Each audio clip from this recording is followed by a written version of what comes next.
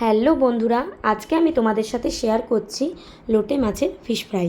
এর জন্য দেখো আমি লোটে মাছগুলোকে ফিলে করে কেটে এর মধ্যে দিয়ে দিলাম লেবুর রস।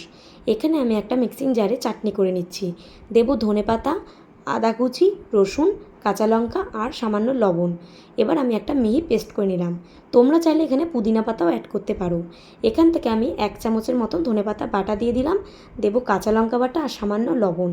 এবার আমি ম্যারিনেট করে 20 মিনিটের মতন ফ্রিজে রেখে দেবো। এবার আমি মাছটাকে 20 মিনিট পর বের করে নিলাম। এখানে আমি একটা বাটিতে ডিম ফাটিয়ে নিলাম, দিয়ে দেবো পরিমাণ মতন লবণ আর গোলমরিচের গুঁড়ো। এবার ডিমটাকে ভালোভাবে ফেটিয়ে নেব। আমার আর লাগবে এখানে ব্রেড ক্রাম্বস।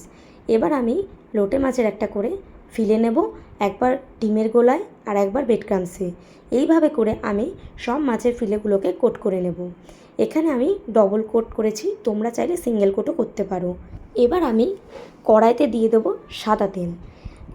গ্যাসের ফ্লেমটাকে একদম লোতে রেখে আমি এই মাছগুলোকে 15 থেকে 20 মিনিটের মতন ভেজে নেব। ব্যাস, তাহলেই রেডি লোটে মাছের ফিশ ফ্রাই। কেমন লাগলো অবশ্যই কিন্তু কমেন্ট করে জানাবে। আর যদি ভালো লাগে আমার এই চ্যানেলটিকে সাবস্ক্রাইব করে দেবে। বাই।